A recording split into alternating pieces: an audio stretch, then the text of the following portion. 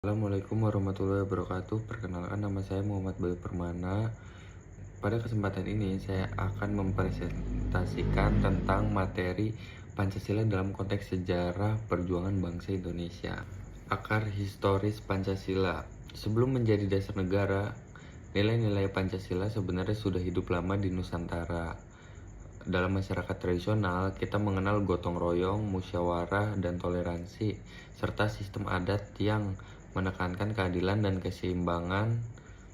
Pada masa penjajahan, penindasan kolonial justru membangkitkan semangat persatuan yang terlihat dari lahirnya organisasi modern seperti Budi Utomo dan Serikat Islam. Nilai-nilai inilah yang kelak menjadi fondasi Pancasila.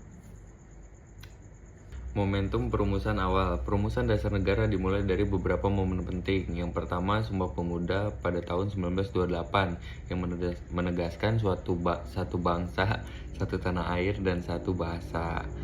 Sidang BPUPKI 1 Juni 1945 ketika Insinyur Soekarno pertama kali mengusulkan konsep Pancasila.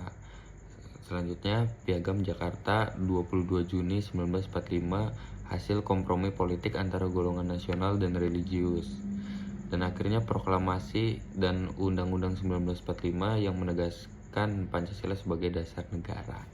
Tokoh perumusan dasar negara dalam BPUPKI terdapat 3 tokoh besar yang mengusulkan gagasan dasar negara. Yang pertama, Muhammad Yamin mengusulkan 5 asas baik secara lisan maupun tertulis seperti ketuhanan, kemanusiaan, persatuan, kerakyatan, dan keadilan.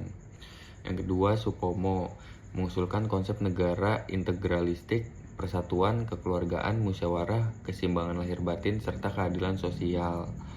Yang ketiga, Soekarno mengusulkan Pancasila versi awal seperti alternatif Trisila dan Ekasila dengan inti pada gotong royong. Piagam Jakarta dan pengesahan UUD 1945. Piagam Jakarta menjadi rumusan awal sebelum disahkan menjadi pembukaan UUD 1945. Perubahan penting terjadi pada sila pertama dari ketuhanan dengan kewajiban menjalankan syariat Islam bagi pemeluknya menjadi ketuhanan yang Maha Esa. Demi menjaga persatuan seluruh wilayah Indonesia, pada 18 Agustus 1945, PPKI mengesahkan UUD 1945 dan menetapkan Pancasila secara resmi sebagai dasar negara. Makna Pancasila sebagai dasar negara. Sebagai dasar negara, Pancasila menjadi falsafah hidup dan pedoman penyelenggaraan pemerintahan. Menurut Ketut Rinjin, maknanya meliputi yang pertama, nilai dasar yang bersifat universal dalam pembukaan UUD 1945. Yang kedua, pedoman umum dalam batang tubuh UUD 1945. Yang ketiga, petunjuk pelaksanaan yang bersifat lebih konkret dalam berbagai peraturan perundangan.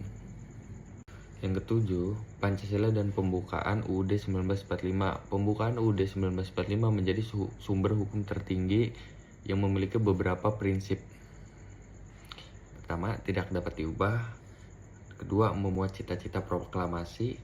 Yang ketiga, menjadi dasar semua kebijakan dan peraturan. Alinea 4, memuat tujuan negara dan rumusan Pancasila. Pancasila sebagai sumber hukum.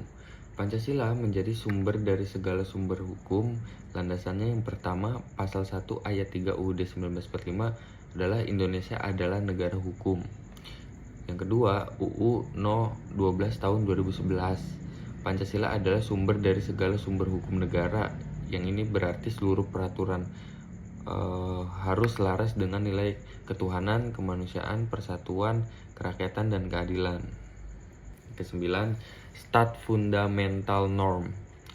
Pancasila disebut Stat Fundamental Norm karena ia merupakan norma dasar tertinggi yang menjadi sumber pembentukan UUD 1945 dan seluruh hukum di Indonesia.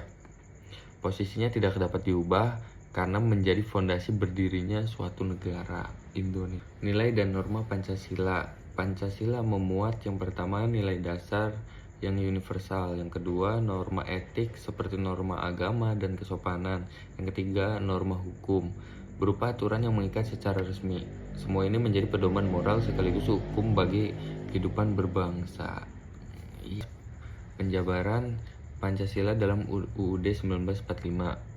Setiap sila dijabarkan dalam berbagai pasal, misalnya sila pertama pasal 928E dan 29 tentang kebebasan beragama. Yang kedua, sila kedua pasal 27 dan 28 tentang persamaan kedudukan dan HAM.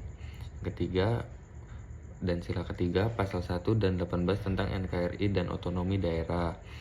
Sila keempat dan nomor 4 pasal 2 dan 22E tentang demokrasi dan pemilu.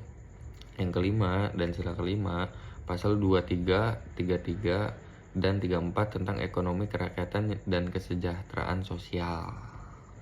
Oke, terakhir penutup sebagai kesimpulan, Pancasila bukan hanya dasar negara, tetapi juga hasil perjalanan panjang sejarah bangsa penuh kompromi, kebijaksanaan, dan perjuangan. Pancasila menjadi pedoman moral, hukum, dan arah pembangunan Indonesia hingga hari ini. Sekian presentasi saya. Terima kasih. Assalamualaikum warahmatullahi wabarakatuh.